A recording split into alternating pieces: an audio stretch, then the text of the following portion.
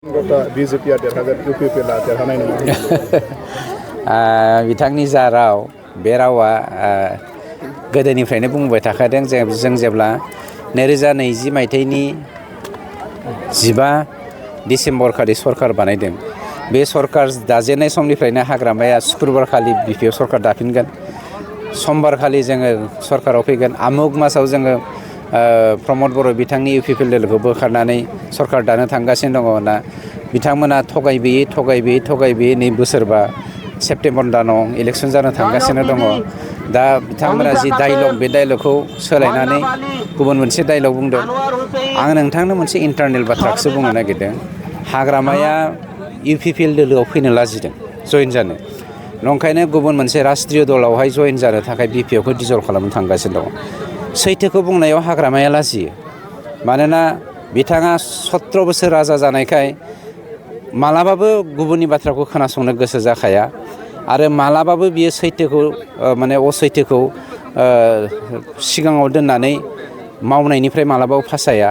जायनि जाहोनाव दिनै जोङो सैथोखौ बुंदों, हाग्रामाया BPFखौ फोजोबसिगोन, डिजल्भ खालामसिगोन आरो बावैसोनो गुबुन मोनसे राष्ट्रीय दलावहाय जइन जासिगोन। बेखौ जों मिन्थिनायखायनो जों बुंदों आरो बेवहाय BPFआ 25ता देरहानायनि बोरै बाथ्रा फैनो हानो। नोंथांखौ फरेनार फैयोबा नोंथांखौ आथिखालनि आउट खालामनांगोन बिसोरनिफ्राय, बेनि सायाव नोंथाङा माबाफोर बुंनांगौ नामा? फार्स्टआव आं नोंथांमोनखौ मोनसे खावलायनो नागिरदों, नोंथांमोननि मिडियानि गेजेरजों BTR बासिनिसिम हाग्रामानि सोलोंथाइनि सायाव आंहा सन्देह दङ। हाग्रामानि रोंगौथिनि सायावहाय जुदि बियो रोंगौथि गोनां सासे मानसिमोनब्ला फरेनार आरो इन्डिजिनियास बे सोदोबखौ बाहायनो रोंगौमोन।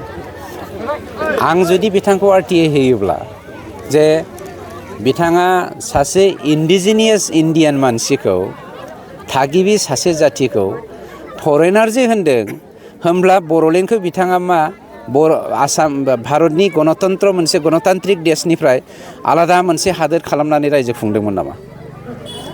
आं बिथांनि सायाव दा RTI होनो हायो गोसो जायोब्ला, खिन्थु आंनि खोन्थाया जादों आं मूर्ख जानो नागिराखै। आं सोरनिबा एगेन्सै थांनानै खामानि मावनानै समाजखौ गुबुंले खालामनो नागिराखै।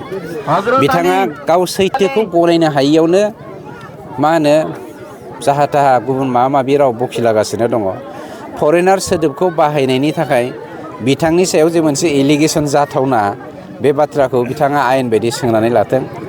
गतिके आं बिथांखौ खावलायो, नोंथाङा दा सौलायै मेंग्लिखाबाय, आथिं आखाइ रुमायजोबखाबाय, दा गं बायनानैबो गं बायाखै होननानै बुंना लाबाय थायोब्ला रायजोआ बेखौ मानिनानै लाया।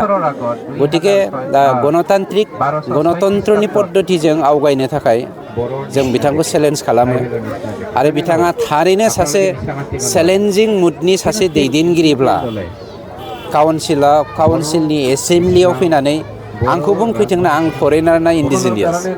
आं चेलेन्ज खालामो नोंथांमोननि मिडियानि गेजेरजों। मार्च दानाव जोंहा मोनसे एसेम्ब्लि जानो थांगासिनो दङ। बे मार्च दाननि एसेम्ब्लियावहाय बिथांनि जा 10 जन माबाफोर दंबावो MCLAफोर दङ, बिखाफोर दानानै फैदों आंजों दावहा नांनो थाखाय। आं फरेनार ना इन्डिजिनियास। UPPL दोलोआ बेखौ दखल खालामनो हागोन होननानै सानो? आउट अफ 40खौनो देरहानायनि जों खामानि मावगासिनो दङ। दिनै जोङो बहुद समस्थियाव देरहाजोबनानै दंखायो, आं बेखौ दिनै नोंथांमोननि सिगाङाव बुंला।